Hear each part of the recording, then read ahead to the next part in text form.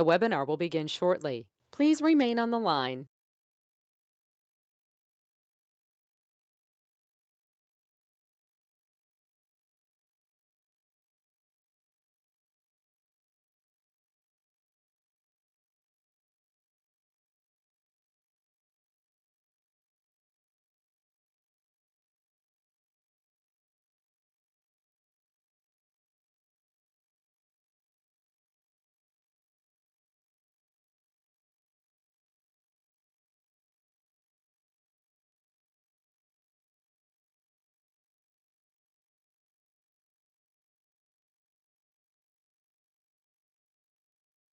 The webinar will begin shortly. Please remain on the line.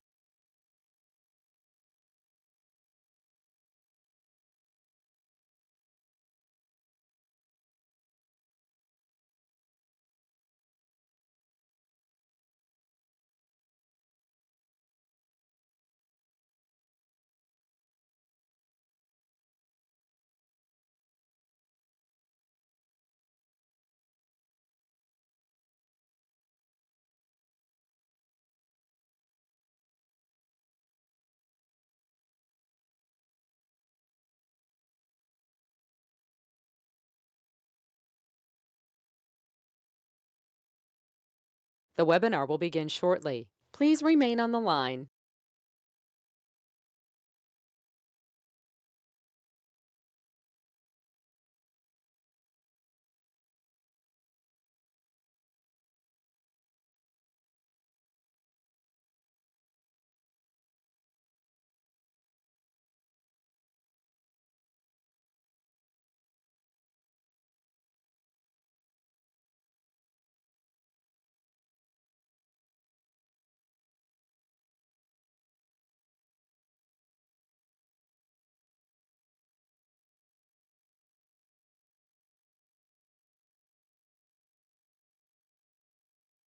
The webinar will begin shortly. Please remain on the line.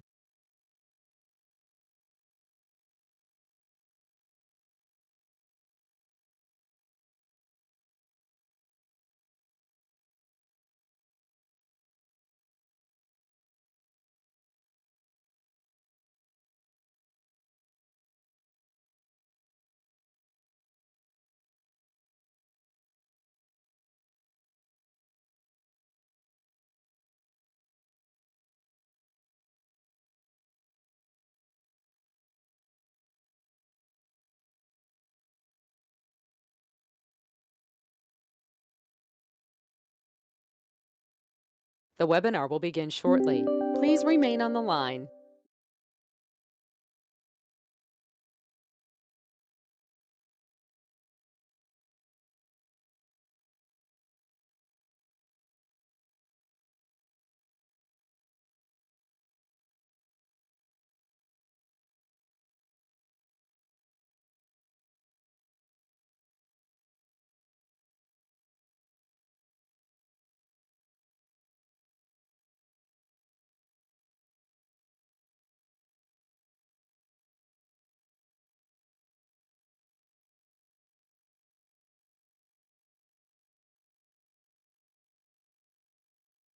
The webinar will begin shortly. Please remain on the line.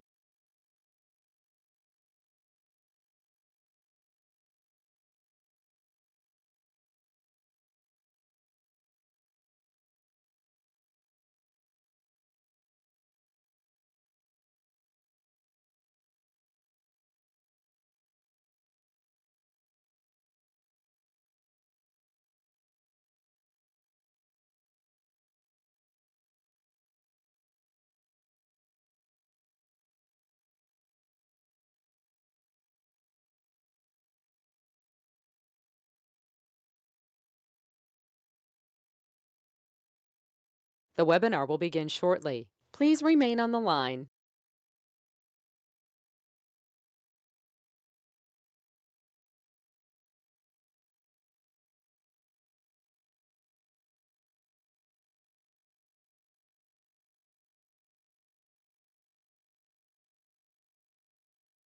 The broadcast is now starting. All attendees are in listen-only mode. Good morning, everyone. Good afternoon and good evening to all of you who are joining us around the world for this press conference launching the 5th edition of Global Biodiversity Outlook. My name is David Ainsworth, and I'm the Information Officer of the Convention on Biological Diversity. So some of you are joining us today on the GoToWebinar platform, and a number of you are joining us on the live YouTube broadcast off the CBD website. Let me give you a bit of a running through for today's press conference, and then we'll take it away. So first of all, I'd like to welcome the distinguished panelists who will be not only here to present GBO5, but will also be taking your questions at the end of it. We have Elizabeth Maruma Mrema, who is the Executive Secretary to the Convention on Biological Diversity. We are also delighted to have Inger Anderson, who is the Executive Director of the United Nations Environment Program. We also have the Deputy Executive Secretary of the Convention on Biological Diversity, David Cooper. We have the Chair of the subsidiary body on science, technical and technological advice of the Convention, Hezekiah Benitez. And we also are delighted to have the Executive Secretary of Ipbes and La Rigauderie. So they will all be providing remarks to you and taking your questions later on. For today's press conference, the running order will be the following. We'll take some remarks from the Executive Secretary to the Convention on Biological Diversity, followed by comments and remarks by the Executive Director of Unep. Following that, the Deputy Executive Secretary, David Cooper, will provide you a presentation of slides outlining the main messages of Global Biodiversity Outlook 5. That'll be followed by commentary and a rejoinder by Hezekiah Benitez, the Chair of Substa, and by Anne La Rigauderie, the Executive Secretary of Ipbes. That should leave us around 40 minutes, 45 minutes for questions to follow. Let me just remind all of you watching this webcast that all of the materials for the report are now public. The report, the summary, the news release, and visual media materials can be downloaded from the website of the convention, but also at the link bit.ly/GBO5media. And we'll be putting those links up in a variety of different chat boxes for you as well. Those of you who are attending the webinar can submit your questions via the question function that we have right here. Or those of you who are watching on YouTube can submit questions by email to gbo5@cbd.int or on the YouTube discussion group. The staff will then be directing these and will be asking these to the questioners as well. So let's get started without further ado. And I would like to introduce Elizabeth Maruma Mrema, who will start out our press conference talking about GBO5. Elizabeth, you have the floor. Thank you. Greetings to you all. Humanity stands at a crossroads with regard to the legacy it leaves behind to future generations. It has been 10 years since the adoption in Nagoya, Japan, of the Strategic Plan for Biodiversity 2011-2020. Since that moment, governments and actors across the world have taken significant actions to address biodiversity crisis. This edition of the Global Biodiversity Outlook that we launched today demonstrate that these actions have had meaningful impacts, and the biodiversity of our world would be in a worse shape without these efforts. But I need to be brutally honest. In the final reckoning, the world has not met the Aichi biodiversity targets, nor are we on track to reach the 2050 vision for biodiversity. Biodiversity is declining at an unprecedented rate, and the pressures driving this decline are intensifying. This threatens the achievements of the Sustainable Development Goals and undermines efforts to address climate change. The COVID-19 pandemic has further highlighted the importance of the relationship between people and nature, and it reminds us all of the profound consequences of our own well-being and survival that can result from continued biodiversity loss and degradation of the ecosystems. Three key lessons emerge from the research in the Global Biodiversity Outlook 5 and inform the actions that we must all take. First, governments need to scale up national ambitions to protect nature and ensure all necessary resources are mobilized so that the action they achieve at national level has the scope of the global targets. Secondly, countries need to work more to bring biodiversity into the center of decision-making in all aspects of life, of the government, and of our economies, so that the root causes of biodiversity loss are addressed. And finally, we need to work to address the multiple challenges we face in achieving sustainable development, slowing climate change, and reversing biodiversity loss. These changes are needed in every aspect of people's relationship with nature. As we prepare for a new global biodiversity framework to guide actions over the next decades, we must recommit to the vision adopted in Nagoya in 2010. It remains as valid as ever within the broader aspirations expressed in the Sustainable Development Goals. It also remains achievable, but only if we work to achieve the transformative change. As we emerge from the COVID-19 crisis, the world hopes that a better, greener future can follow based on human societies living on a healthy planet that supports healthy lives. The decisions facing us at the next UN Biodiversity Conference offer an opportunity to start on the road of building that better, greener, and sustainable future. Let us make the commitments and take the necessary actions to make our shared vision a reality. Thank you. Thank you very much, Executive Secretary. It's my pleasure now to invite Inger Anderson, the Executive Director of the United Nations Environment Programme, to speak. Go ahead.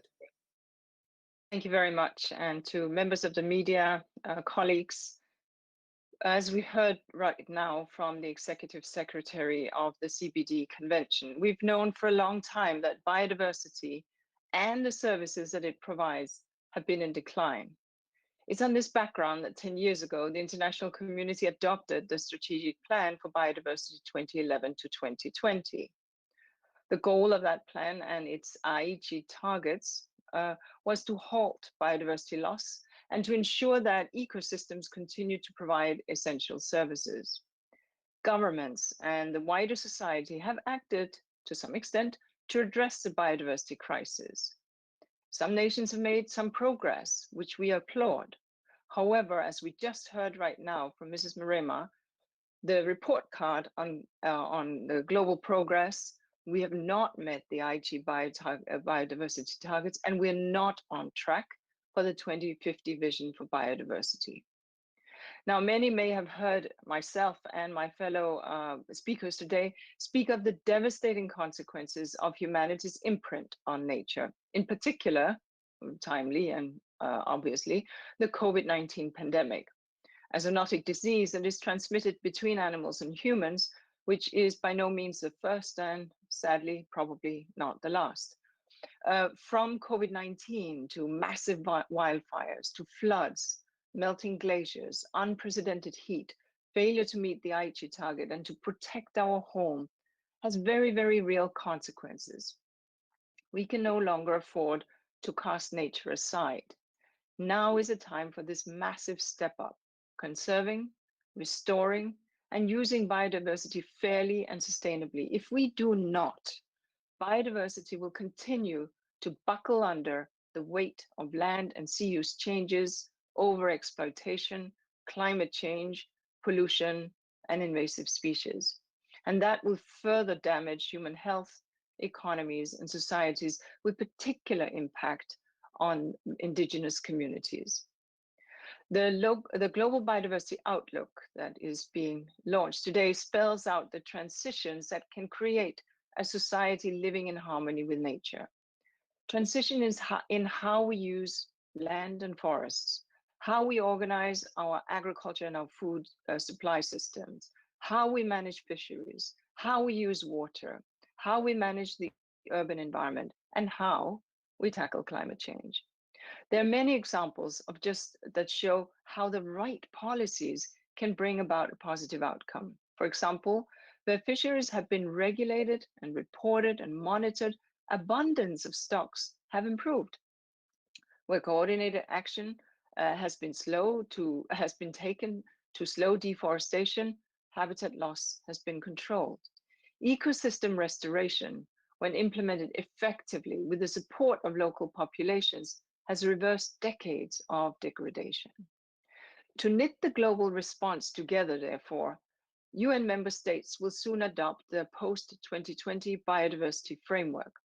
In the framework, we need to be ambitious, we need to be clear, and we need clear and common targets for a nature-positive world.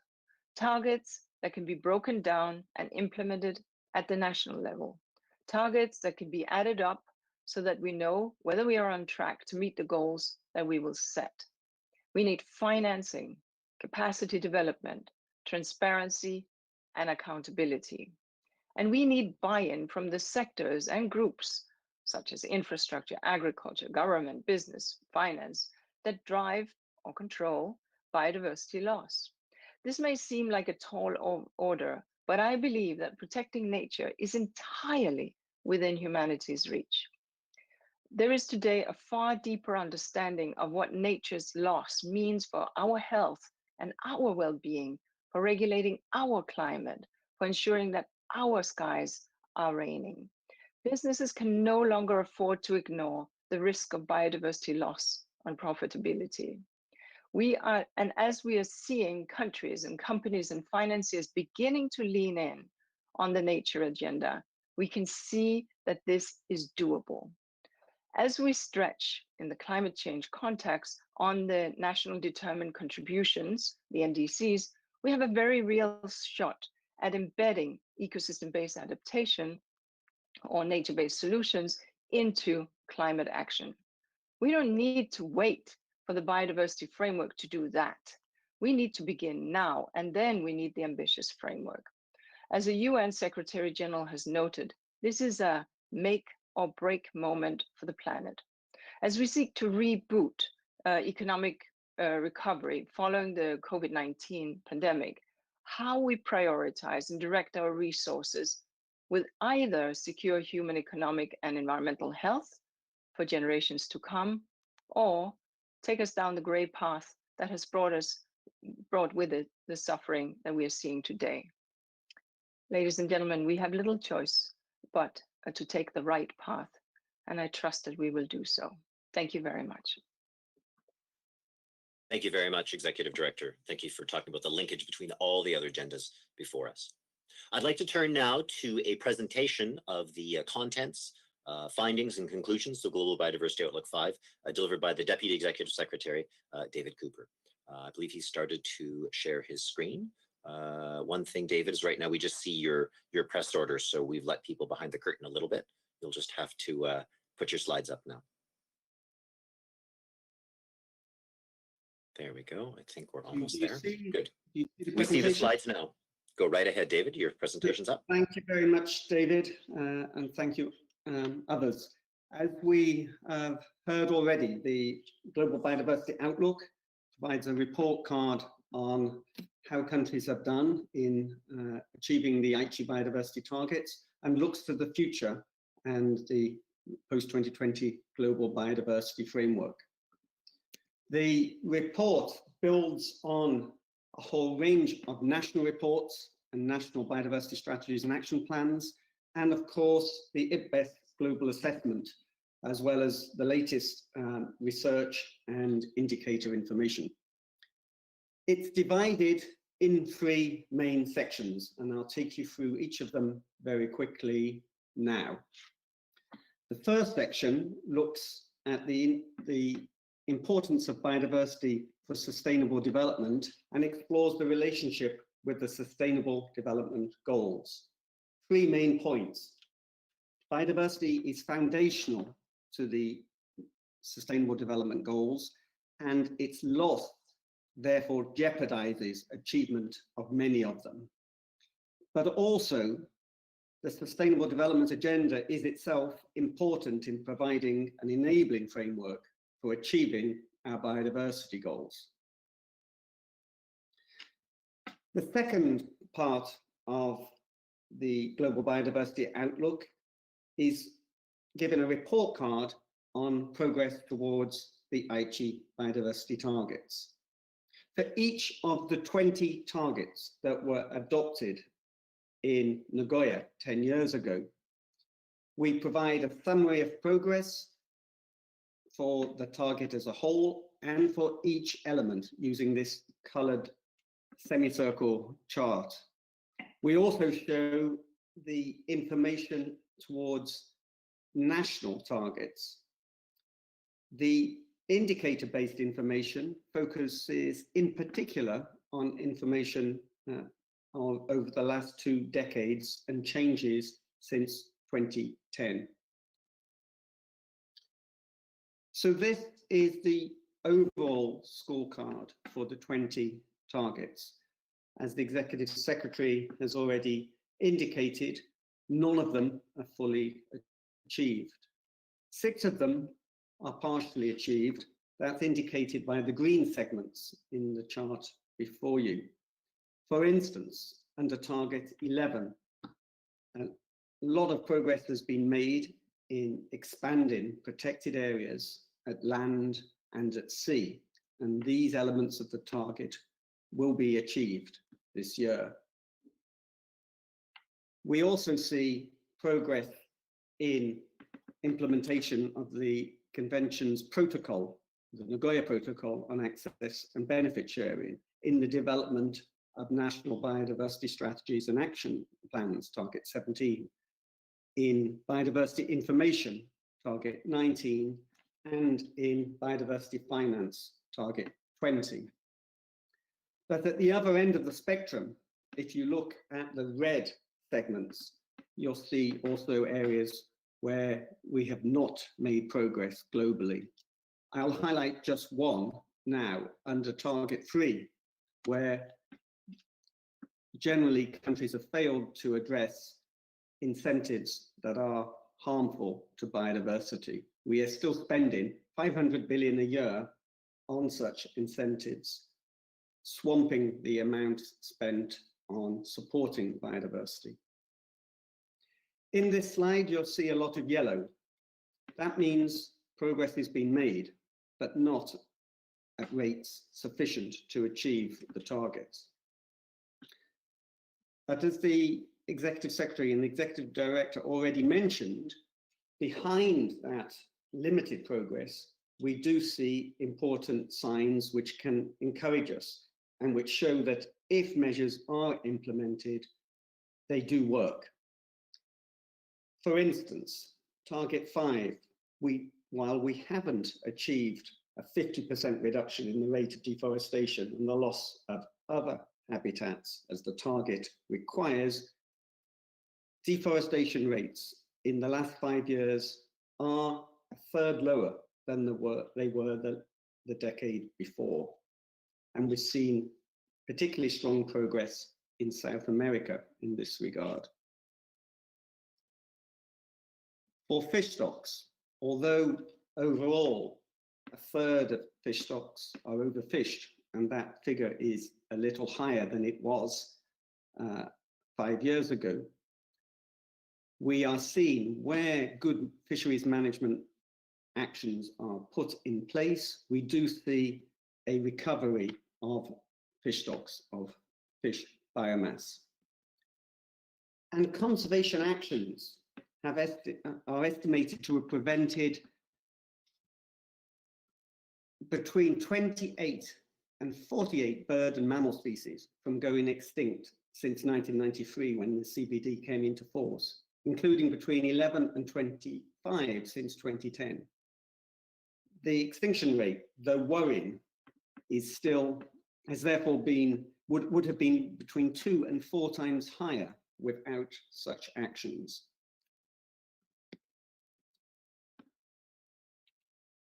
Even where we have seen progress, and this slide shows 2 examples that I mentioned earlier with respect to national biodiversity strategies and action plans and with finance, we have important lessons.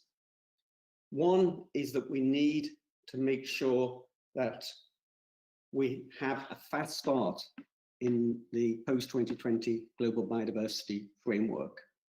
The second is that we need finance beyond the levels we already have.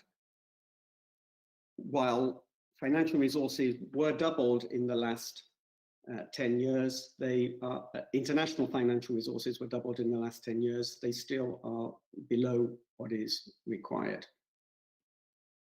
Moving to the future and to looking at pathways towards the 2050 vision. The latest science shows us that if we take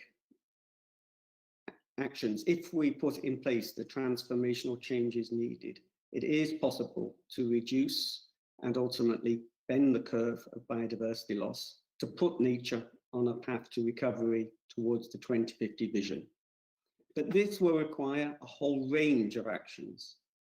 Conservation and restoration is essential, but it needs to be backed up by other actions.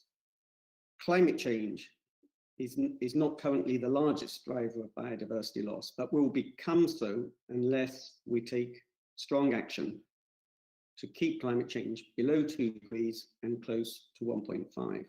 We'll need to address the other drivers of biodiversity loss too, and this means addressing agricultural productivity, which will need to increase, and reducing overall consumption and waste. In the report, we show how these changes can play out in 8 areas of transition, which the Executive Director mentioned already. For lack of time, I will not go through all of them, but highlight 3 of them. Key will be reforming food systems, rebalancing agricultural policies and incentives, promoting the availability, access to, and consumption of diets that are both healthy and sustainable, and promoting measures to reduce food waste and encouraging businesses to promote sustainability across supply chains. Another important area is how we address climate change.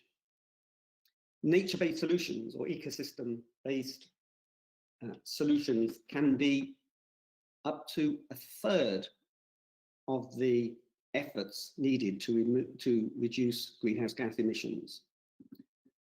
And this involves increased efforts in conservation, reducing deforestation, ecosystem restoration, and we are about to enter the UN decade of ecosystem restoration, and reducing losses from agriculture.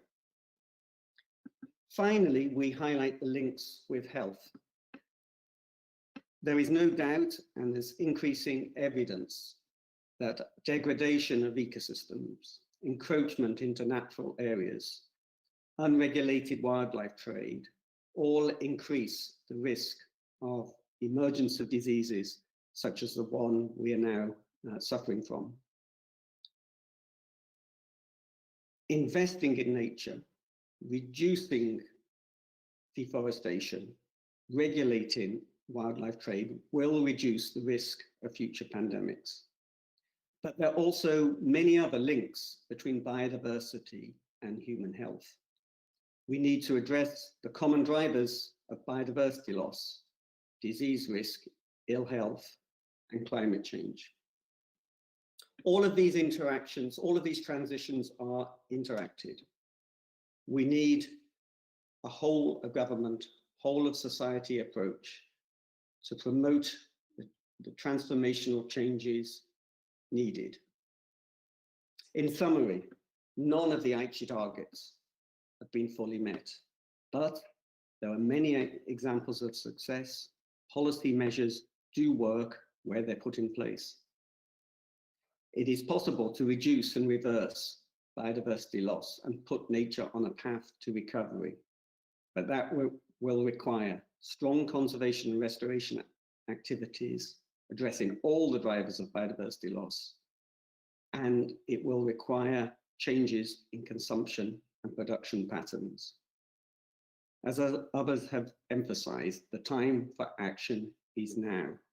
We have the opportunity to invest in nature, not only to reduce the risk of the sixth mass extinction, but to contribute to food security, to reduce the risk of future pandemics, and to contribute to the climate agenda. These are some of the lessons for the post-2020 Global Biodiversity Framework. Thank you, David. Thank you very much, David Cooper, Deputy Executive Secretary, for that outline of GBO5. I'd like to now turn to the chair of the convention's subsidiary body for science, Hezekiah Benitez. This report was launched in the context of a substa meeting, and so now we'll get some remarks from him. Hezekiah, Mr. Chair, you have the floor. Thank you very much for the opportunity to, well, we saw the presentation with a lot of information on the unfortunate situation of our planet. Science is telling us about the strong damage to nature since humans inhabit this planet. It's amazing how nowadays we have 1 million species in danger and 3/4 of land surface already transformed severely, and the declining of many ecosystem services that are important for human well-being. We also review how our convention is performing and implementing the HE targets, and as the Executive Secretary said, is being brutally honest. No target was achieved properly, and this is very serious. Only few had limited progress. We are now in depth with nature, and we have to do something seriously. We know the drivers of biodiversity loss. We have tools, we have technology, satellite images to tell us how are we precisely, in more detail, still damaging our planet. We know the way to go forward. We know about the transitions that we need to do. We know the drivers of biodiversity loss that we need to address, but we really need to connect seriously. We need to put all together. We need to take full responsibility of our actions every day. This is not a matter of somebody else. This should be something personal, where we all need to do together. We need to bring all people to take the right path. And we need to work now and seriously, as David says, the time to action is now. So what else do we need to know, and how can we really get conscious about what we need to do in order to restore and to be full responsibilities in our every actions. So information is there. What we need to do is there. We need really political will, and as citizens and inhabitants of this planet, we need to have responsibility. Thank you very much. Thank you very much, Mr. Chair. I have the honor now to invite Anne Larigot-Dury, who's the Executive Secretary of Ipbes. As we all know, the Global Assessment on Biodiversity and Ecosystem Services was issued last year and was important input for this. Anne, you have the floor. Thank you very much, and greetings to all participants from around the world. It's a pleasure to speak on the occasion of the launch of this 5th edition of the Global Biodiversity Outlook. And Ipbes is, of course, proud to have greatly contributed to this report through its assessments, and in particular through the release of the Global Assessment of Biodiversity and Ecosystem Services, released last year and strategically timed to contribute to this GBO5 towards COP15. Additional important features of the GBO5 also include an interesting analysis of the 6 national reports that have been submitted to the CBD by all governments around the world. As has been said before, the conclusions of the GBO5 unfortunately confirm and also complement those of the Ipbes global assessment, namely that none of the 20 Aichi biodiversity targets will be met fully in 2020 this year, and that only a handful will be partially achieved. Also, that we know what needs to be done, that also has been said, and that really includes having influence acting on the direct causes of biodiversity loss. We mentioned agriculture, fisheries, climate change, pollution, and invasive species, but also, and perhaps more importantly, to act on the indirect causes of biodiversity loss, those that have to do with our economies, with our institutions, with our governance, and really ultimately with the way we value natures, our own systems of valuation of nature, and also our own behaviors. It is not too late to act. In fact, the GBO5 provides many encouraging examples of where, when measures have been taken, they have led to successes, and biodiversity does bounce back. So Ipbes will inform the transition to sustainable pathways in this post-2020 biodiversity. Ipbes is preparing for two reports in that context, one on transformative change at the heart of this global conversation, and the second one on how to simultaneously reach the sustainable development goals that are related to biodiversity, climate change, food, water, health, and energy, using this nexus approach, meaning looking at interlinkages so that we become able to reach all of them together in a coherent manner rather than some at the expense of others. And there is also a third topic that will come shortly on the impact and dependence of business on biodiversity. As has been said, there has never been a more crucial time to transform the way we relate to nature, and the COVID-19 pandemic has proven again how the destruction of nature can affect every life of every person on this planet. So as demonstrated by the Ipbes report and by this GBO5, biodiversity holds the solution to our most pressing development needs and issues related to poverty, to hunger, to water quality and quantity, to health and climate change. So conserving and using nature sustainably are no longer optional. So in conclusion, Ipbes looks forward to informing the implementation of an ambitious and well-resourced post-2020 biodiversity framework, one that will really allow the world to reach all of the sustainable development goals of the 2030 Sustainable Development Agenda for people and for our planet. Thank you. Thank you very, very much, Anne. Much appreciated. And I'd just like to indicate that we also have the chair of Ipbes in our audience. She's not here on the panel, but she's watching in as well, interestedly. So thank you very much to our panelists. We're now going to turn to the questions. We've already received a number of questions from the chat box here and online. I'll direct this to our various panelists over the next little while. We'll be continuing to receive questions from the reporters. We'll do our best to answer them as we move forward. So the first question comes from Tetsuji Ida of Kyoto News Japan. It's got multi-parts, and I think I'll direct this first one, I guess, really to the Executive Secretary and the Deputy Executive Secretary. And he's interested in some of the learning lessons that we have from the Aichi targets. You know, do you think that the next 10-year targets need to be more simple and action-oriented? And similar to that, what's the most important element of the coming post-Aichi framework? I'll let Elizabeth and David do a combination answer on that, as they tend to do with these. Go ahead. Thank you very much. Useful question. What will happen the next 10 years?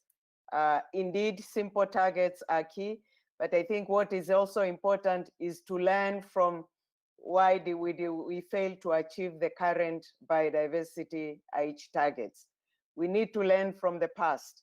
And as David had indicated in the presentation, one lesson we've learned was the late start of the implementation. So this time we want to ensure the implementation begin immediately as soon as the framework is adopted, and not 5 years later. 1, 2, of course, other lessons which are already being considered as the new framework is developed, which were missing during the Aichi target, is a package of particularly the review mechanism, monitoring and reporting. How do we hold ourselves accountable as the implementation process goes by? How do we report on what we do so that we are able to progressively measure whether we are doing well or not? And therefore, the framework, new framework, is looking at having a review mechanism, having a resource mobilization strategy, having a capacity building framework as part of it. Again, lessons learned from the Aichi biodiversity targets implementation. David? Thank you, Elizabeth. So I think two things. One, yes, the targets need to be simple, but they need to address not only conservation and restoration, but also how we address those underlying drivers. Secondly, targets alone, as you said, will not give us the change needed. We need to make sure, and I would just reinforce what you've said about the need for strong review mechanisms and strong implementation support so that we can get a fast start and so that countries have the resources needed to implement the new plan when it's adopted. And finally, given that we need a whole of government, whole of society approach, we need heads of state and government to take personal charge of the next plan. And hopefully they will begin to do that, as the executive director also said, ahead of the adoption of the framework starting at the end of this month at the UN summit that's being held by the General Assembly. Thank you. Great, thank you very much. There's one more part to the question from Tetsuji, but it's also reflected in a question from Monica Medina of Our Daily Planet. And this is about the question of protected areas.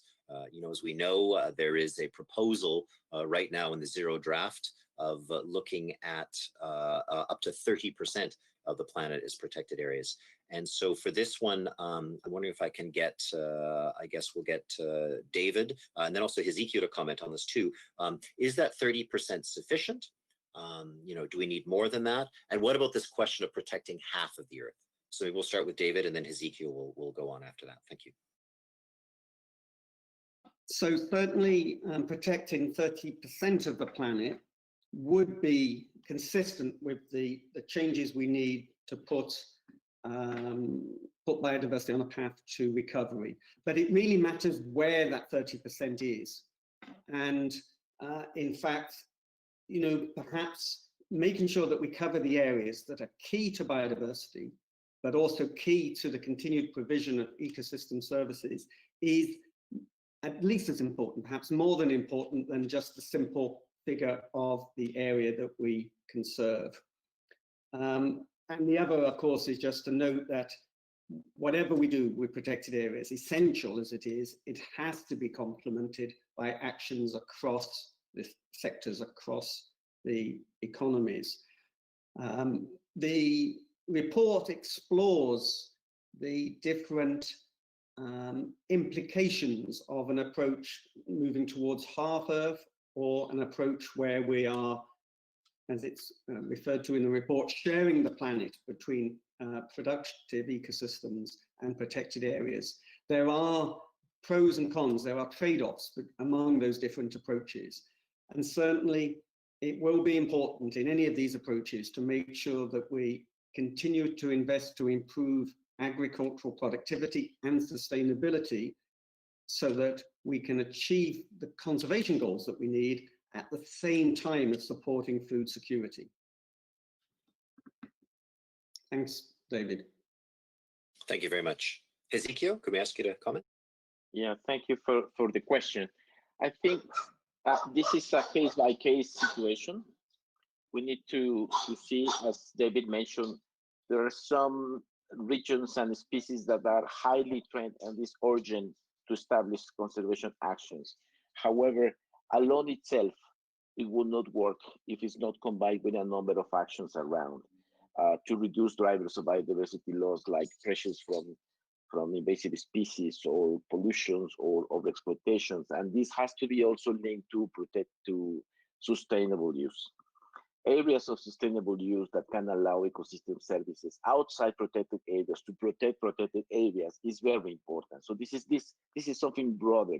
It should be conservation and sustainable use together all around the planet. It's not only 30% or 50%. It should be combined with our habits in dealing with nature. This is I don't believe necessarily a number will be the solution. It should be a combination to ensure a continuity of all landscapes in all ecosystems, ensuring proper conservation and sustainable use, allowing the right functioning of ecosystems and the services provides for human well-being. Thank you. Thank you very, very much. Our next question is directed towards Executive Director Anderson. This comes from Seth Bornstein, who is the science writer at the Associated Press. He picks up on your comments in the beginning. He says that given that carbon emissions aren't dropping, except as a tiny blip during the pandemic, and also given that these latest updates we get from the Convention of Biological Diversity show that only 6 of the targets are met. So his question's a hard one. Do you think the world is failing in its efforts to protect the environment? And are leaders, like yourselves, also failing? So a hard one to you. Thank you. I think it's a very fair question, because clearly we haven't reached where we want to be, Seth, and so there is a global failure at play. And as we see with the Aichi targets, we agreed 10 years ago where we were going to land, and now we can see we're not landing there. So we have to ask ourselves, what are those lessons that we can learn, both within the various organizations where we sit in the societies, and how we approved them last time. And here, just to go back to the earlier questions on lessons learned, it's not enough to agree on this new set of targets, whatever they will be, within the environment ministry sector. It has to be a whole of cabinet approach. It has to deal with infrastructure and agriculture and fisheries. And I can say that that was not the case previously, that indeed many of these other ministries were not aware of the commitments that were made. A further thing that we need to understand, and maybe take a lesson out of the climate lesson learning, is that the targets, the new targets, as I think Elizabeth, or was it David, who said we have to be able to add them up, but we also have to be able to disaggregate them at the national level. And then we have to be able to see whether we are actually beginning to meet the targets. The NDCs is an interesting example, isn't it? Because we can say, oh, we're not on target, we need to stretch further. And this needs to be a conversation that takes us way beyond the environment bubble where I sit and where, to extent, you sit, Seth. And then finally, just to say that on the issue of the size of targets, 30%, 50%, half Earth, etc., the quality of what we protect, its representation, but more importantly, what we don't protect. What is it that lies outside protection, where we are losing biodiversity at the highest rate? What are we going to do that's different in agriculture? What are we going to do that's different in infrastructure? What are we going to do that's different in urbanization? How can we avoid that we fragment?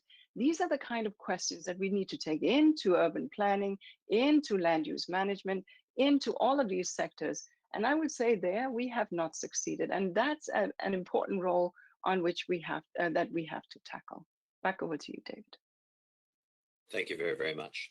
Our next question comes from Laurie Goering of the Thomson Reuters Foundation. She points out that the report says that the essential role of women in underpinning actions for the conservation and sustainable use of biodiversity have been consistently undervalued.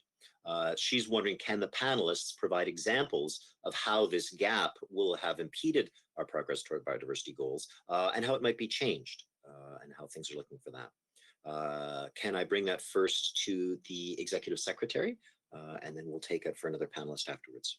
Elizabeth, you have the floor. Thank you, David. I think that's the fair assessment, and it is also in the report itself. And it's not just women, but basically I would say a number of what I would call vulnerable groups, indigenous peoples and local communities, the youth and others.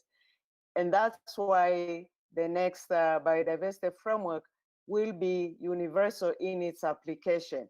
and not just the expectation as we had the biodiversity, each biodiversity targets, where it was assumed that the implementation was only by the governments and other stakeholders were not involved, or other sectors, as Inga just alluded, were not involved.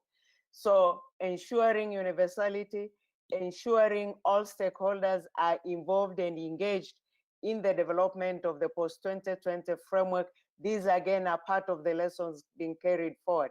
And indeed, the women, the indigenous peoples, local communities, the youth have currently really been engaged in the development process of the new framework. Lessons learned, and hope we'll do better in the future. Over. Thank you very much. Can I turn to Anne? Anne, can you react to this question too? Yes, thank you. Perhaps I can develop a little bit more the indigenous and local knowledge component that Elizabeth just mentioned in the reports that Ipbes has been doing, and therefore in the GBO5, we have really implemented an approach that was approved by the plenary of Ipbes on using indigenous and local knowledge in all of our reports. This is an approach which includes a continuum of steps from the very beginning of an assessment where indigenous people and local communities are invited together with scientists to help define the questions and with governments, and then throughout the various drafts where they have the possibility to comment on the drafts as they evolve and provide their views.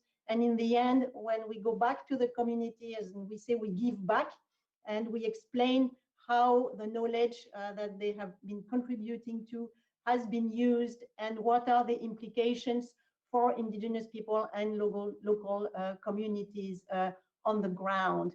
And so this inclusivity has been underlined also by the GBO5 as a criteria for success in all of the policies, that if you involve all of the stakeholders at the local level in particular, you really increase your chances of long-term success in all of the measures that you will be putting in place. Thank you very, very much, Anne. Let's see here. Can I get one more reaction? Let's see here. David, can I get one more reaction about the gender element of this before I move to the next question? Thank you. Yeah, certainly for good management of biodiversity, the gender perspective is really important. There's an example in the report of, for instance, of where the failure to take into account the use of marine resources, fisheries, by women resulted in mismanagement, simply because what they were doing was invisible in the official statistics, and this happens a lot. So women often have a disproportionately important role in managing biodiversity, in using non-wood forest products, for instance, in using food resources that may not feature in national accounts and are often ignored. So good attention is needed for that, for proper management. And more generally, we highlight, in fact, the importance of gender equality to provide the right enabling environment to be able to implement biodiversity actions. And the SDG on gender equality here is essential if we want to achieve our conservation and broader biodiversity goals. Executive Director, can we get your comment for this question? I think my colleagues have pretty much made it very clear. Look, women are often, especially in poorer countries, the stewards of the immediacies of the land, of household gardens. They're often the keepers of seeds. They're often the providers and the knowers of medicinal values of various trees and plants, and they are often those to whom the least amount of agricultural input for higher productivity are provided. They're often those, however, who provide for and manage the the nutrition dimension of society, providing food and nutrition for families. And so understanding that that biodiversity loss and loss of that kind of knowledge is a loss for the family unit, but also a loss for women's abilities to control part of society and their in the elements that they manage: family, small farming, agriculture, medicine, nutrition is critical. So coming back to knowledge and power, if you like, these are the two elements that that have a sort of red line here. And so ensuring that biodiversity protection, that one takes into account that knowledge and respects that knowledge, but also its continuity becomes critical. So seeing biodiversity through a gender lens, at times outsiders may look upon that is very constructed, but in fact, to a poor woman in a rural setting in Africa who's managing these things, this becomes very real. And that is often also, of course, where wealth is generated, through production of medicines, through production of foods for sale at local markets, etc. So it's also about empowerment. So biodiversity loss together with local knowledge becomes a critical element, and losses, and therefore a dimension to gender that we must not overlook. Thank you. Thank you very much, Executive Director. So the next question actually is it covers a lot of ground. It looks at questions of mainstreaming. It looks at the question of the role of the incoming presidency, China. So I'm going to read the question out, but I expect we'll get answers from all of our panelists. The question comes from Dong Feng of the Global Times World from China. And so Dong Feng writes that a major global driver of infrastructure development across Asia, Europe, and China, or Asia, Europe, and Africa, pardon me, China's $6 trillion Belt and Road Initiative presents many potential risks for biodiversity. New cooperative modes of governance will be needed to mitigate these. However, currently there are few safeguards for biodiversity in the lending requirements applied by the institutions providing finance for the initiative. And so Dong Feng asks for some specific examples or suggestions do you have? And so I think because this addresses questions of mainstreaming, finance resources, we'll do a round robin on it if we could. Executive Secretary, can we have you start in the answer to this question, please? Thank you very much for that useful question. The Belt and Road is a huge investment, infrastructural investment. And looking at the environmental side, biodiversity side, one key element to look at, and especially where the projects will be, the countries which will be engaged with that project in addition to China, are the issues related to environmental impact assessment or nature impact assessment, strategic impact assessments, to be able to mitigate any environmental impacts which may be associated with that investment. And when you look at the impact issues, those will be also issues related to land tenure issues, related to the stakeholder involvement, be it women, be it the local communities, be it also the government itself. This is where the issue of mention of mainstreaming, that is not just the environment, but all of government, all of society engagement in the impact assessment will need to be part of the engagement before putting in the investments needed and before beginning that infrastructure as expected. So we hope these measures are already looked at. I know even Unep has been engaged. I'm sure also other partners, just to make sure we are doing the right thing in terms of impacts which may be involved with the investment. Thank you. Good, thank you very much. We'll have David provide a response, and then immediately after that, I'd like the Executive Director, if she could, to speak. Thanks. Yes, thank you. So clearly, in fact, when we look generally between now and 2050, most of the infrastructure that will be there in 2050 is yet to be built. And the Belt and Road Initiative is obviously an important example of that. It's important, of course, what is built, but it's also important for biodiversity and ecosystems of where it is built and how. And if you're building a road or a power line, for instance, the routing of that can be really important in terms of its impact on biodiversity, and also incidentally on the impact on the integrity of ecosystems more broadly, which has consequences also for the risk of future disease emergence. So there's every reason to plan carefully. And the executive director referred earlier to investing more in good planning and good spatial planning, and we certainly need that. The questioner is correct. I mean, currently, of the 65 financiers that have been identified in studies that we looked at for the report, only 17 require biodiversity impact mitigation.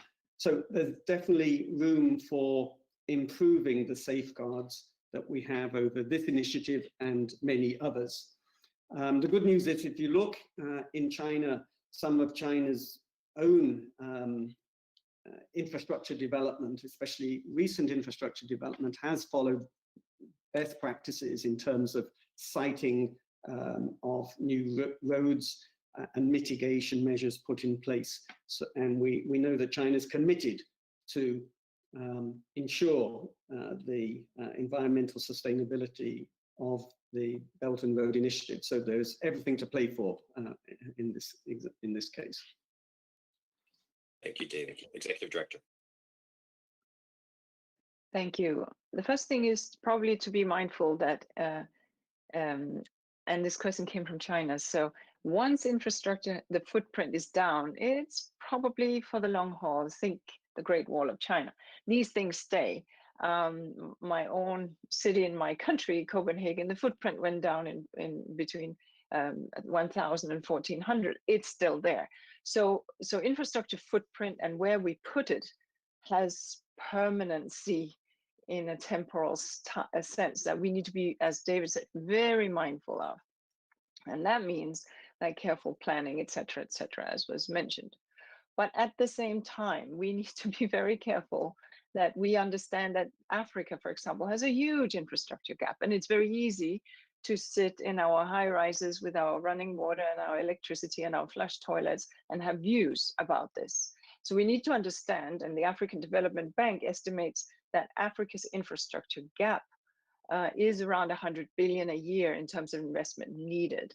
We also need to understand that investment for infrastructure does not only come from China, it comes from many other sides, and it is all of that infrastructure that we need to get onto that environmental and social platform that will make assessments, that will prevent fragmentation, that will be nature positive, but that will also support developments. So the recognition then that we can do urban planning in one way or in another, you can have greater density, you can have less land gobbled up on the rural periphery, on the urban rural periphery by smart planning. You can ensure that you avoid fragmentation. You can, when there is fragmentation, take it underground if it's a railway or a metro. So there are many ways of doing this that you can minimize impact on nature, and obviously ensuring that if there is negative impact, which there might very well be, that you do offset, and that you do offset in an appropriate, responsible manner. So these are the kind of things that we need to understand, and I think it's less. It is about ensuring that since most financing for infrastructure comes from the public side and not from the private side, it's about 90% is public investment. That means then that governments have a responsibility, if they've signed up to certain treaties, certain conventions, certain standards, that the financing that they provide lives up to those standards too. So there's a lot of work to be done. And I think this question is very pertinent because there's much more that we can do to minimize impacts. Thank you very much. Can I turn to Anne for some comments, and then we'll close up this question with Ezekiel afterwards. Thanks. Thank you very much. I have very little to add to the comprehensive responses that were made by my colleagues, just to flag that the sustainable, promoting sustainable energy and infrastructure project and production is something that has been really highlighted as a key activity towards sustainable development. And perhaps we will be talking a bit later, perhaps in the context of another question, about also improving the sustainability of our economic and financial systems, because we've been talking here a little bit about finances, but here what the report really illustrates is that even though we really have had an increase in the funding for conservation and restoration of biodiversity, it is dwarfed by the huge amounts of funds that are still going into harming biodiversity and into supporting the wrong things, that such as the use of pesticides, for example, or overfishing, which harm biodiversity. And that's also a component of that conversation about funding and finances. Thank you. Ezekiel. Thank you very much. This has to be more with the concept of mainstreaming. What do we mean by that? Which also involves inclusiveness and working together towards the same path. This applies also to production of food. So how are we doing agriculture, fisheries, forestry, tourism, generation of energy, infrastructure? Of course, all of this impacts biodiversity. In some cases, there are trade-offs that we should be aware of that, and how to minimize this, how to responsibly do risk assessments, to applicate measures and regulations in order to include in all these activities actions for conservation and sustainable use of biodiversity in a conscious way, not as a in a circumstantial manner, but clearly know the impact, clearly know how can we improve the situation and the conditions of ecosystem services, and on a day-by-day basis. And we cannot stop producing food. Even population is growing in the planet. So the demand in the future for food and energy will increase. How are we going to cover these demands? By maintaining an equilibrium in the ecosystems. This is part of mainstreaming, and we need to work together and not to fight environmentalists against people in the industry. So we need to work together to see what is the best way to do things. And this applies to the example in China and many other places all around the planet. So we need to be conscious and do teamwork seriously. Thank you very much, Ezekiel. And your experience working in Mexico on mainstreaming across a number of sectors is some of the firsthand experience for that. Maybe just to chain together another question, and I'll put this to Elizabeth and David, is Catherine Early of China Dialogue is picking up a bit on this idea of mainstreaming. And she's interested to know, what the Secretariat, but I think we can take it more broadly, is what is being done to engage government departments outside of those dealing directly with the environment and biodiversity issues. As we know, it's departmental, but it's definitely siloed in one thing. So I guess Elizabeth, David, will get some comments from you about a little bit about this whole of government approach first. Thanks. Thank you, David. In terms of ensuring that we get the whole of government, we have a full program within the Secretariat on mainstreaming. And through that program is where then, as we have and engage our parties through the focal points in our different activities, projects, events, is to encourage also other sectors to equally be engaged. And we also have a specific program, for instance, local governments, subnational governments at national level, bringing them together again to engage in biodiversity matters. So we are trying, but of course, as the Secretariat, still at national level, our entry point are the focal points, majority of which are departments and ministries of environment. But through them, of course, getting other government departments. And such events as the one we have now, and through our subsidiary bodies, we have seen more and more other government departments getting involved and engaged. Thank you. Thank you.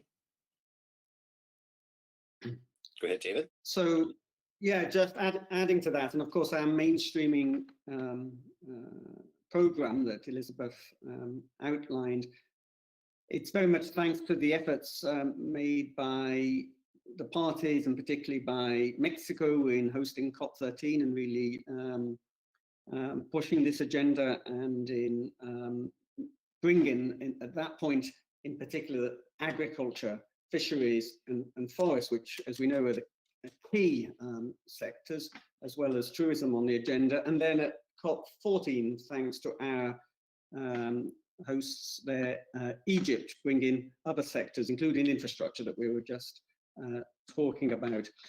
And I think beyond that, we also, as I mentioned earlier, we need heads of governments to take charge and to make sure that this isn't expected to be something that can be pushed, as Inga mentioned also earlier, only by environment ministers. It needs all of the ministries involved in government, and then through them, we need to reach out, of course, to all of the sectors. We also work at our level with the other UN bodies that interact with these sectors, such as the Food and Agriculture Organization, such as the World Health Organization.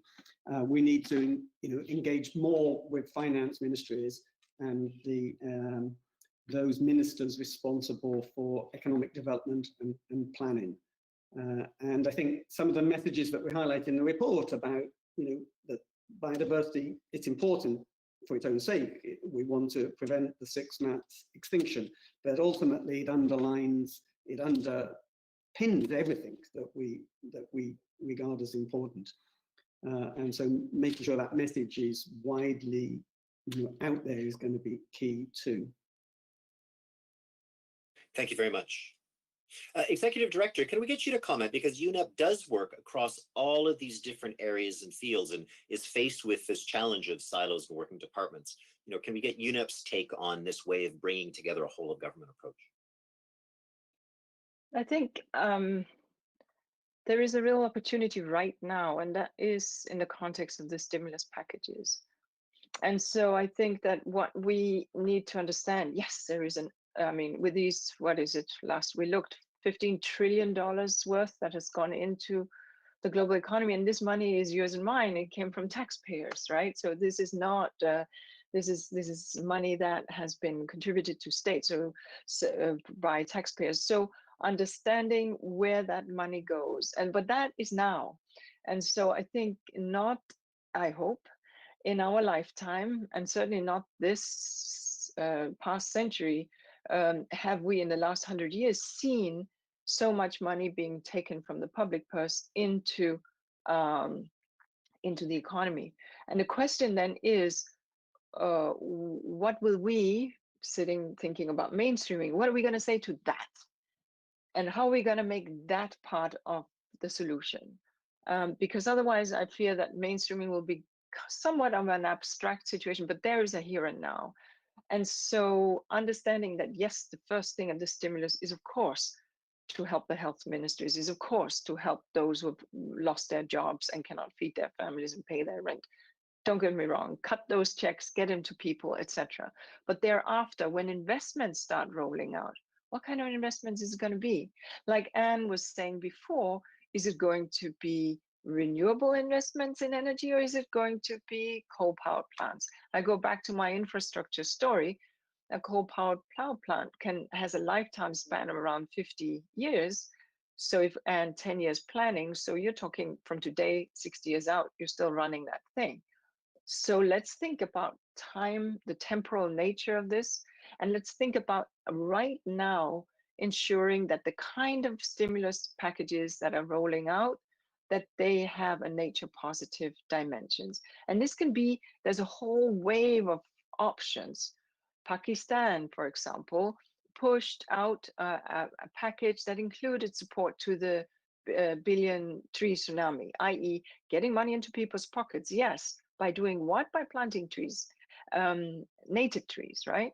Kenya has done quite a lot on restoration of parks, etc. So it can be at that level, or it can be thinking big infrastructure and making that infrastructure positive.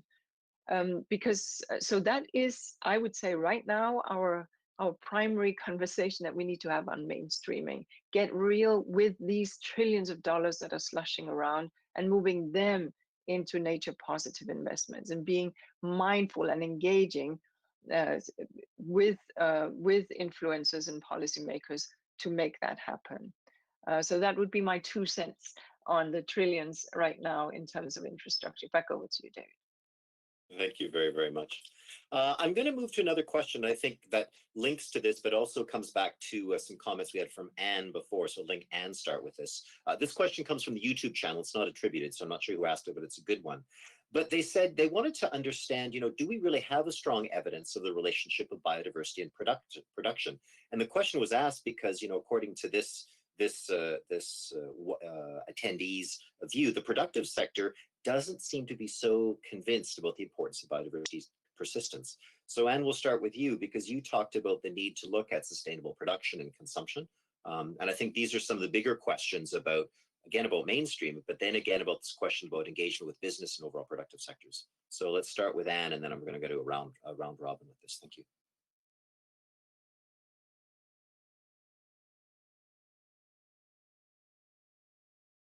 And are you back on? I am now, yes, starting again. So yes, there is quite a bit of evidence that nature provides many contributions, including resources for many supply chains for different types of business sectors. In fact, that is something that Ipbes is going to look into, as I mentioned in my opening remarks, with more details. But that is really why the private sector also needs to embrace this issue of biodiversity. And I think that this is really what we're starting to see. And this is a very promising development. We see different types of businesses. I'm thinking, for example, about the fashion sector, just to give an example. And the fashion sector, as we know, is really using a lot of resources and a lot of energy, and is very unsustainable, and promotes very unsustainable consumption patterns. And we see in the GBO5, in fact, examples of different types of global enterprises, global businesses with reaches in many different regions of the world, which are really reviewing all of their supply chains, how they purchase resources such as cotton, for example, or leather, perhaps, or the way they have been promoting deforestation in some cases, and are trying to no longer do that for their investments. So there is a lot of activities now from the private sector that is also very promising. Great, thank you very, very much. This is a rich question here. I think I'll go to the Executive Secretary first, Elizabeth, and then we'll go to Inger after that. Thank you. Thank you very much. I will look at production together with consumption. When we look at food production, which takes us to agriculture, the land, the soil management, the pesticides on the land, and what comes out of the soil, which feeds itself, let's say, in the food systems, food chain to the consumers. Anne has mentioned the fashion industry, how much water, detergents, chemicals go into that production, which then comes to the consumption, us human beings, our choices, both of diets, our choices of what we wear, ensuring that they have come from sustainable farming. So I think we need also to play a role, even as individuals, in terms of putting pressure on the production systems because of our choices, which then will dictate the markets. And I think this will help us in that biodiversity sustainability or environmental sustainability moving forward. Thank you. Thank you very much, Elizabeth. Executive Director. Thank you. Thank you very much. I think it's true that there was a time when we meaning the global we, not necessarily the current company, there was an assumption that the resources of this good earth were inexhaustible and that you could extract, emit, cut down, fish till the nth degree. And maybe that sense, therefore, that the productive sector didn't quite understand that nature, you can only push it so far into a corner. I do think, however, that SDG 12, sustainable consumption and production, or sustainable production and consumption, speaks to exactly this, our inexhaustible hunger, it appears, for more land, more extractives, more timber, more fish in the sea, etc. There's a realization that that is not possible, and therefore driving this understanding that we have to have much greater circularity. We can no longer sort of take out of the environment, use and discard back into the environment. There is an understanding that you take stuff out of the planet, you need to keep it in the economy, and not for a short time, but in permanence to the extent possible. And that means an entire redesign of how we do stuff. Metals cannot just be discarded. We need to not over-dimension how much steel we use into one construction or another. We need to ensure that what we have taken out of the environment into the economy does not get discarded back into the environment, but stays in the economy. And I think Anne mentioned a very good example of some of the sustainable consumption patterns, that, for example, fashion, etc. But the same thing goes for building material and concrete and construction generally and timber and so on. This idea of throwing away can no longer be. And I think that there you need the role of the state to regulate, but you also need, frankly, companies to see, and the day we do get a price on carbon, this will be a lot better, because it is often much more effective and efficient energy-wise and water-wise and obviously resource-wise if we have circularity. So I think that in countries where it's very difficult to get rid of your garbage, circularity has, because it's regulated and there are instruments in place, circularity is happening in sectors. In countries where you can discard, still open dumping, what have you, less so. Which is why, for example, some of the other agreements that Unep has the pleasure of hosting, the conventions, that Basel Convention, for example, that deals with transboundary transport of waste, is so important, because the moment you can't sort of export your dirt anymore, there is a reality that can drive towards circularity, efficiency, less water use, less land use, less resources overall, and that's good for everybody. And finally, food waste. Let's be a little mindful of that. If food waste were a country, it would be the third largest emitter. So let's make sure that we produce the food, but also that we distribute it, and that we don't discard it just because we don't like the shape of it or its particular ugliness of one particular fruit or other. So the whole idea of using what we produce efficiently, equitably, becomes very important too. Thanks. David Cooper, I'll give you about a minute to answer. Then we've got two more questions that I want to capture before we close the conference. So go ahead, please. Yeah, and I just want to highlight how biodiversity can actually also directly contribute to productivity in that area that's most tightly linked with biodiversity, perhaps, and that is food and agriculture. So obviously, our improvements in crop yields are due to making use through plant breeders and through the knowledge of farmers, the genetic diversity of our crops and our livestock, and then that biodiversity on farms beyond that is really important in productivity as well, in ensuring soil fertility. And for example, if we want to reduce yield gaps, we need to restore and protect pollinators, particularly for those crops that provide our nutrients. So biodiversity is also part of the solution. It's not only looking at reducing the impacts of biodiversity, but also making better use of biodiversity in these systems to support production. And of course, more generally, if we don't invest in a preventative way in protecting ecosystems, see the sorts of losses that economies face, whether it's from flooding, from wildfires, or from pandemics like the current one. Thanks.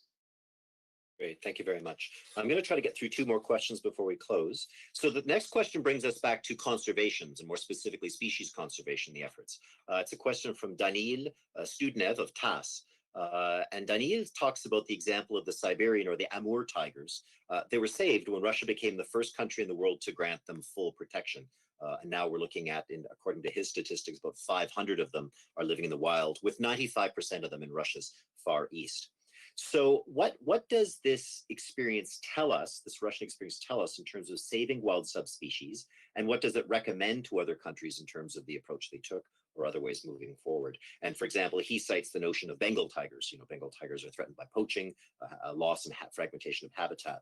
I'm looking at this. So if I could start with maybe Elizabeth, look at these more specific conservation outcomes, and then we'll move on to Inger and then on after that. Thank you.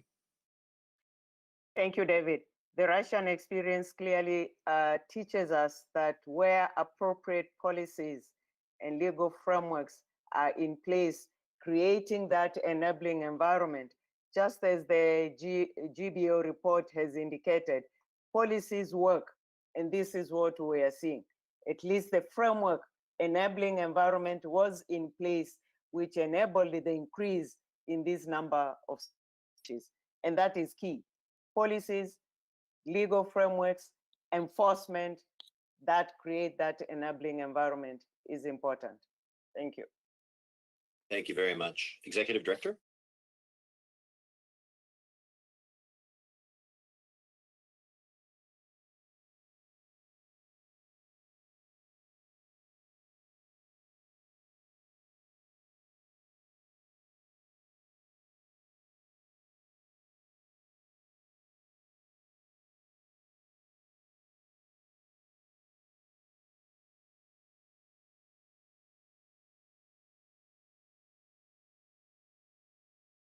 Pardon me, everybody. Let's try here. The little buttons. I'm okay. Let's see. I hope I'm Inger, can you okay. push it? Oh, no, Elizabeth is fine. It's Inger. We're trying to get her sound back up here. Pardon me, everybody.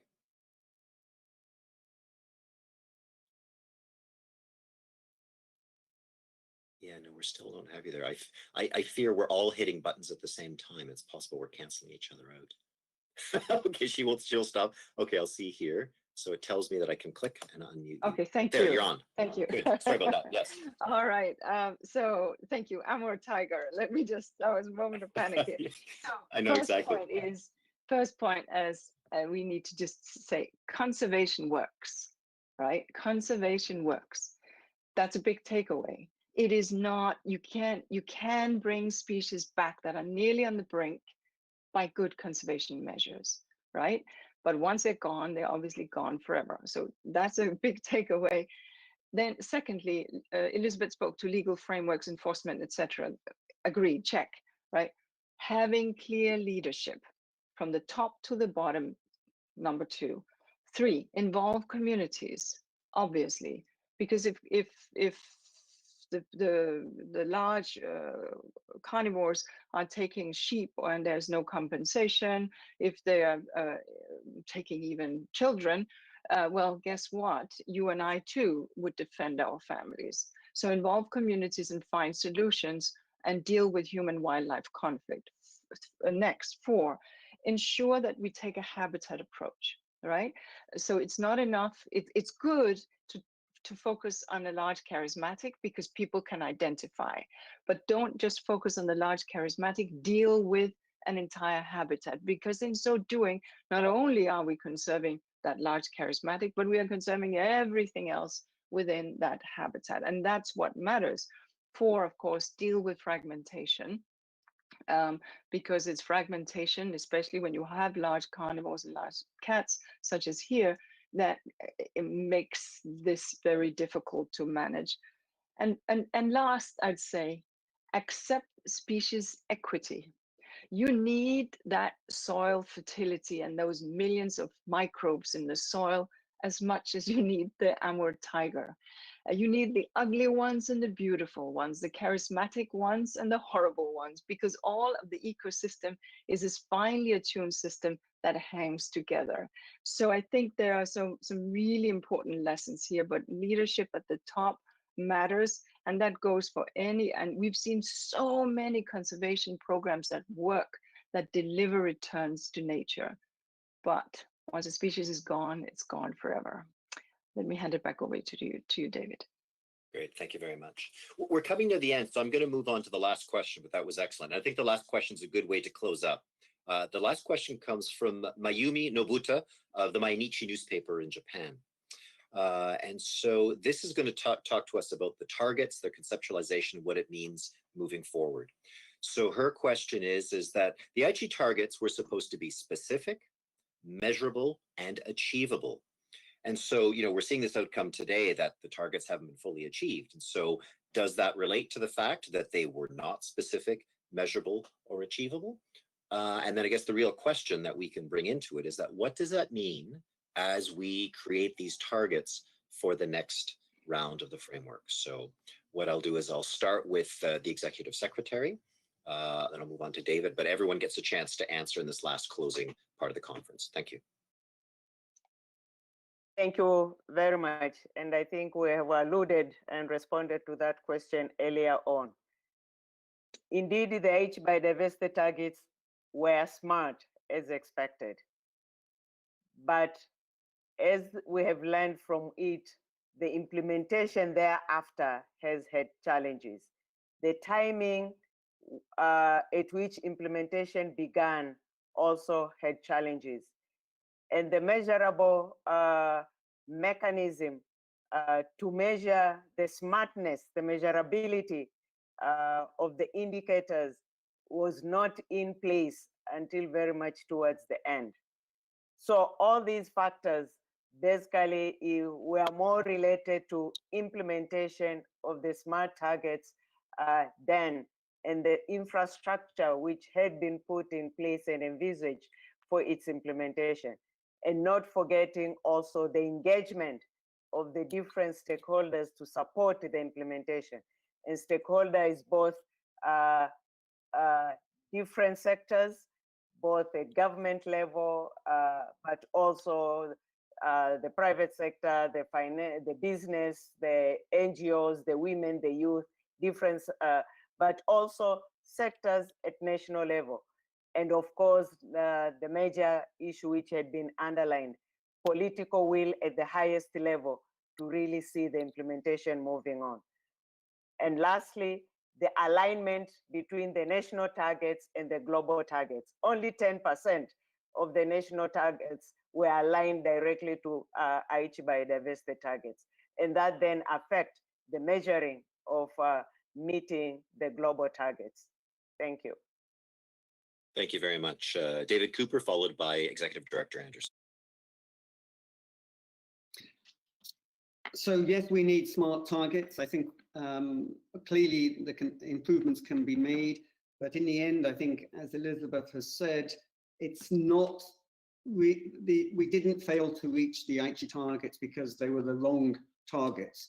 We failed to reach them because we didn't have the sufficient commitments. So as Elizabeth said, the national targets were not always aligned with the scope and ambition of those global targets. So even if fully achieved at the national level, wouldn't have added up to the aspirations agreed in Nagoya. And then even more importantly, you need action early and supported to achieve those targets that are set nationally.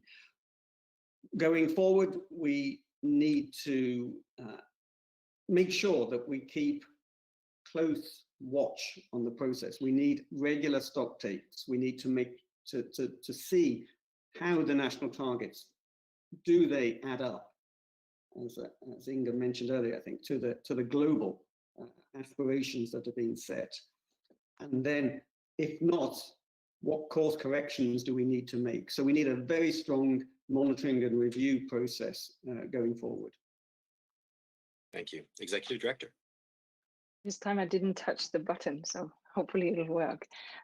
So listen, much has been said. I think these targets need to be able to cascade up and down, and the same was alluded to before, but it's not good enough if only 10% actually add up to the other bits. So if we're going to reduce losses, it has to be something, and then the national biodiversity strategies and action plans, or whatever the post framework will look like, has to be aligned to these new targets. They may do other things in addition, but if we're not hitting those targets, then frankly we're not going where we need to be. Number one, they obviously we can design ourselves into such a degree of complexity that the complex structure is so difficult that countries are simply overwhelmed by it. Recall also that countries that have signed up to the Convention on Migratory Species, to CITES, to the plant conventions that are hosted by FAO, to Ramsar, and to CBD, they're having to report, and to the Desertification Convention, and to climate, they're having to report on all of this. This is very heavy. So we need to find a degree of synergy to enable a poor country with maybe the same person having to sit and fill all of these things to actually make it workable. So the enemy, the perfect can be the enemy of the good. Finding something that is robust enough, that gives us a dashboard of showing progress. Science can then deal with some of the specifics, and that will be Anne's job. But let the Biodiversity Convention be one that drives the higher level of achievements, and that's what I'm calling for. This will not be the entire terrain, and should not, in my view, be the entire terrain of measuring everything, because it will collapse under the system. And then building a broad coalition around this, so that it is not just held within the environment ministries, and ensuring that the reporting and monitoring, as been said by others, is in place. And that is not an encroachment on national sovereignty. That is a support to national sovereignty to ensure that we build capacity, we build enablement, so that those scientists in those countries working for those various ministries can deliver. And then encouraging the community outside the convention, the scientists, etc., to help businesses come up with scientific targets, science-based targets upon which businesses can measure, so that when you and I go to the supermarket and pick up a thing, I will know its biodiversity impact and footprint. Now, wouldn't that be the day? That's where we need to arrive to. This is not delivered by the convention, but this is delivered by science. And I hope that that's where we can arrive. Thank you. Thank you, Inger. I'm going to have Anne about a minute, and then we'll close with Ezekiel, because this was launched during Substa, so the chair of Substa get a chance to comment. But first you, Anne, a little bit on the comments that Inger made. Yeah, quickly. So I do agree that if we have failed to achieve all of the objectives, it's really first and foremost because of a lack of political will. That really has to be said again and again. But in terms of what I see as a major criteria for success moving forward, among many things, one that really has not been mentioned, and which I see as really important, is our capacity to build a truly global biodiversity observing system. We really need to step up our capacity to monitor our progresses, just like the Climate Convention has a global climate observing system. The biodiversity world needs also a global biodiversity observing system, one where we agree on what to measure, on the types of indicators that need these measurements, where we have protocols that we can make available to countries, together with the capacity for them to measure both in situ stations as well as remote sensing, something that is integrated and that really allows us to move forward in terms of following our progress towards reaching these targets. Right now, we have a patchy system. Most of it is not funded through operational funding, but mostly through research projects, which, as you know, are very patchy and temporary, and nothing is maintained over the long term. And we need to break that circle and also trigger investment in that system to go hand in hand with the implementation of the post-2020 framework. Thank you very, very much, Anne. Ezekiel, as chair of Substa, one last final comments from you. Thank you. Thank you very much. Certainly, we need to work on the new goals and targets. I had the opportunity to be in 2010 in Nagoya when it was approved, the Aichi targets, and maybe we were more romantic or more aspirational on the many things we want to see in the future without going into the details in how am I going to measure, how am I going to see this in a concrete manner. Some targets are complex ones in terms of they have subcomponents inside, so you need to split them and to separate and to measure each one. So this is part of the challenge we're facing now, and in particular Substa was charged with the duty to analyze a possible framework and indicators, and we just passed through a peer review phase where we received more than 10,000 specific comments on the documents we're going to revise. So we're working hard on that, but we need to be aware that many of the indicators will depend on what exactly are we want to do, what are we really asking. And in some cases, the language, since we're humans, is very complex and difficult to put into adequate a language and units to measure. Certainly, perfection is not the best friend or is the enemy for progress, but we need to be practical, we need to be clear, easy to communicate with all people, to engage them and to see how they are contributing from the global perspective, from the national perspective, from the local level to make it happen. Thank you. Thank you. Great. Thank you very much. We're already over time, and so we've got to move on. Thank you to all of you who joined us and asked questions and watched this press conference. And many thanks to our distinguished panel of experts and people moving forward in the fight to protect the planet Earth.